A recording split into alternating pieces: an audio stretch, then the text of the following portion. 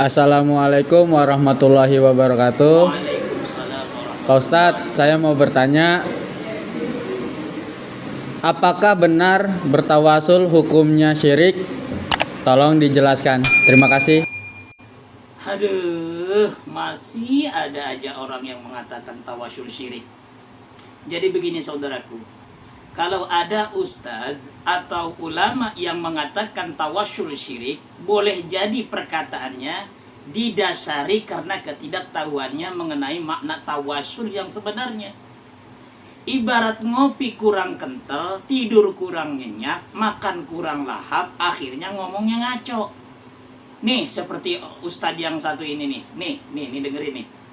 Apa tawasul syirik ini, Bapak Ibu? Yaitu menjadikan orang yang sudah meninggal sebagai perantara dalam beribadah, seperti berdoa kepada mereka, seperti berdoa kepada orang yang sudah meninggal, memohon kepada orang yang sudah meninggal, meminta supaya hajatnya dipenuhi, tapi mintanya kepada orang yang sudah meninggal tadi, atau memohon pertolongan kepada mereka.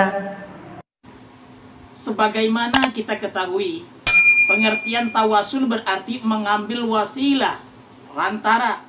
Kata tawasul bentuk masdar dari fi'il madhi yang ikut wajan tafa'ala, yang berasal dari lafaz wasala, dan masdarnya berupa lafaz wasilah yang artinya beramal sebagai wasilah atau perantara untuk mendekatkan diri kepada Allah Subhanahu wa taala.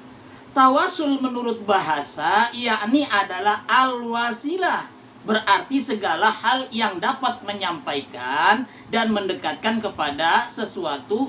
Asal katanya adalah dalam bahasa Indonesia, kita serap dari bahasa Arab tawasul, yang merupakan kata bentukan dari akar kata wasala yang berarti mendekat.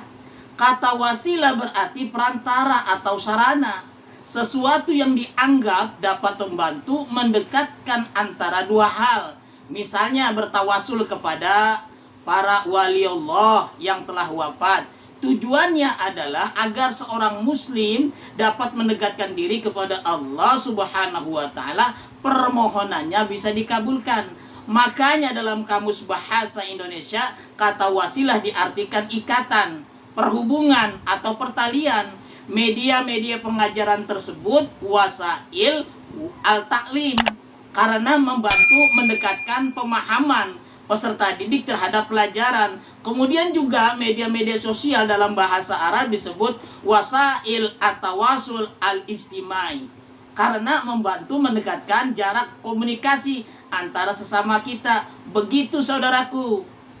Sedangkan sang ustadz yang tadi berkomentar menjadikan wasilah adalah bukan perantara atau penghubung, tapi dia mengatakan wasilah adalah doa kepada orang yang telah meninggal, memohon kepada orang yang meninggal, meminta supaya hajatnya dipenuhi kepada orang yang meninggal, atau memohon pertolongan kepada orang yang meninggal. Ini kesalahan besar dalam memahami makna tawasul. Dan diperbolehkan tawasul oleh ulama salaf, tidaklah terjadi pertentangan, karena dalam tawasul itu sendiri seorang bukanlah meminta kepada sesuatu yang dijadikan wasilah tersebut, akan tetapi pada hakikatnya meminta kepada Allah dan barokah orang yang dekat kepada Allah, baik seorang nabi, wali Allah, maupun orang-orang soleh, baik yang masih ada maupun yang telah tiada. Bahkan juga boleh bertawasul dengan amal soleh kita. Melihat kembali. Wallahu a'lam bishawab.